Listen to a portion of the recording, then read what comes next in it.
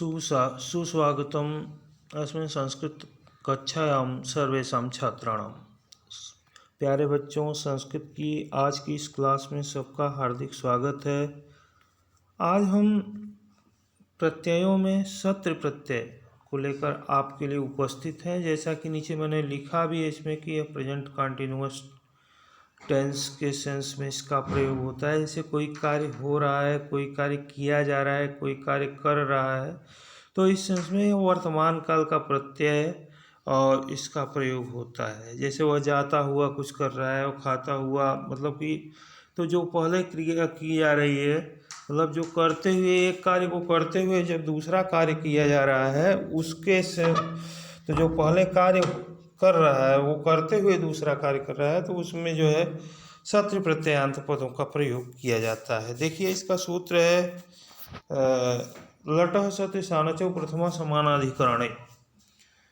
कहता है कि इसका जो है प्रयोग लट लकार के अर्थ में सत्रि और सानस प्रत्ययान्त दोनों प्रकार के पदों का प्रयोग समानाधिकरण अर्थात विशेषण के रूप में प्रयोग इनका होता है।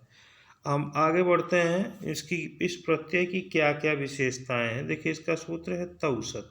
तौसत इसलिए कहा गया क्योंकि इसमें दो प्रत्यय हैं, सत्रि और सानस, और इनकी सत संज्ञा होती है। इनका एक नाम सत है। जैसे लोक में अनेक भिन्न भिन्न नाम होते हैं लोगों के, वैसे इन प्रत्ययों की संज्ञा क्या है? सत। पहली विशेषता है सत्र प्रत्यय की कि इसका प्रयोग परस्मय पदी धातुओं के साथ किया जाता है।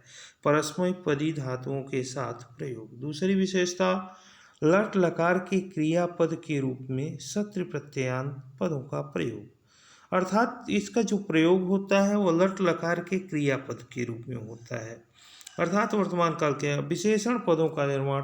इससे जो पद बनते हैं सत्र प्रत्यय लगाने पर जिस भी धातु से, तो वो पद क्या होते हैं? विशेषण पद होते हैं। अगला है अत शेष रहता है और सत्र प्रत्यय में अत शेष रहता है।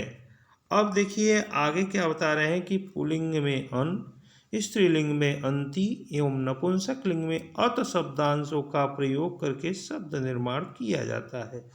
पुल्लिंग में अन, स्त्रीलिंग में अंति एवं नपुंसक लिंग में अत शब्दांशों का प्रयोग करके शब्द निर्माण किया जाता है।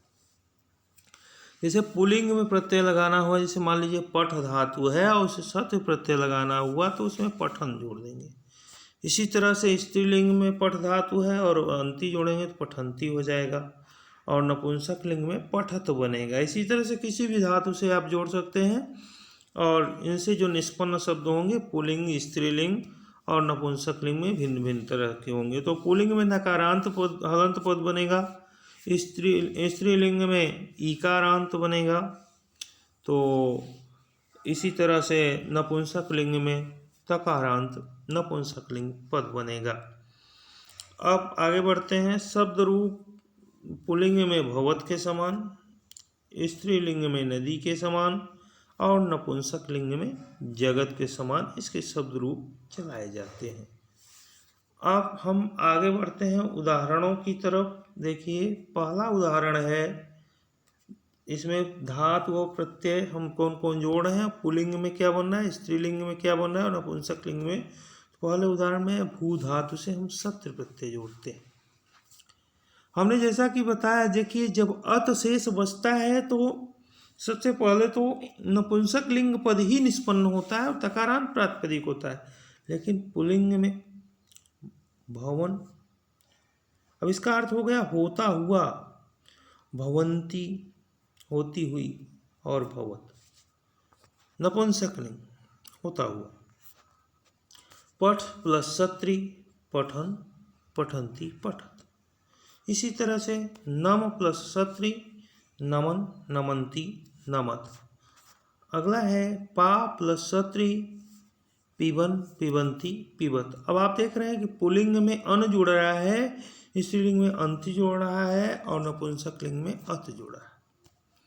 इसी तरह से अस प्लस सत्र प्रत्यय सन, संति सत।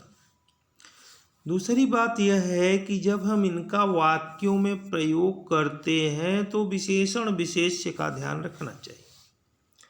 यदलिंगम यदवचनम या च विभक्ति विशेष्यस्य तदलिंगम तदवचनम सा च विभक्ति विशेषणस्य। जो लिंग, जो विभक्ति और जो वचन विशेष्य पद का होता है वही विशेषण पद का भी लिंग, विभक्ति और वचन होता है। तो ध्यान इसका रखना है कि वाक्य में हम प्रयोग कैसे कर रहे हैं और कैसे जो है इन शब्दों का निर्माण कर रहे हैं। और वाक्य में प्रयोग करते समय जैसे छोटा सा सेंटेंस लेते हैं कि पठन्ती बालिका गच्छति या सा बालिका पठन्ती गच्छति, एक उदाहरण ले लिए। अब सा बालिका, अब यहाँ पर बालिका प्रथमा विभक्ति एक वचन में है और पढ़ती हुई जा रही है, तो सा बालिका पठन्ती गच्छति। इस वाक्य में अब पठन्ती पद जो है वो प्रथमा विभक्ति एक वचन का हो गया और वे लड़कियां पढ़ते हुए जाती हैं, तो ता बालिका पठन्त्यः गच्छन्ति, अब पठन्त्यः हो गया। अब आपको ये ध्यान देना है कि यह किस पद का विशेषण है।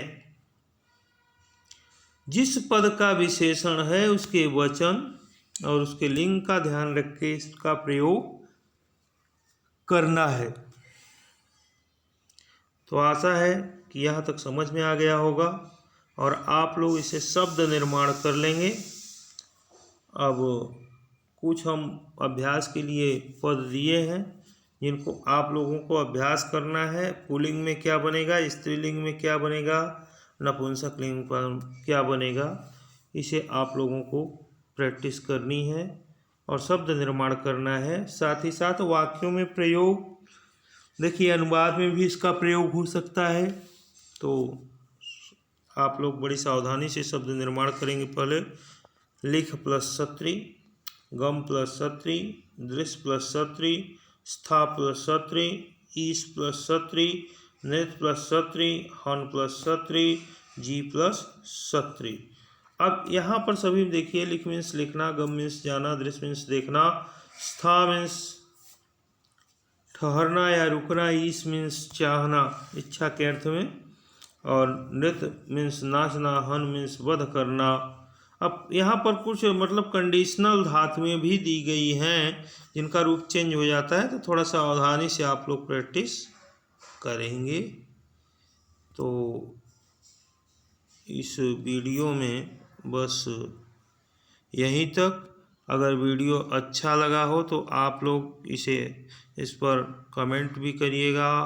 मेरे चैनल को अगर अभी तक सब्सक्राइब नहीं किए हैं प्लीज़ ज़रूर सब्सक्राइब करिएगा और साथ ही बेल आइकन नोटिफिकेशन बेल को ज़रूर दबाइएगा और वीडियो को लाइक और शेयर करना न भूलें। Thank you for watching this video.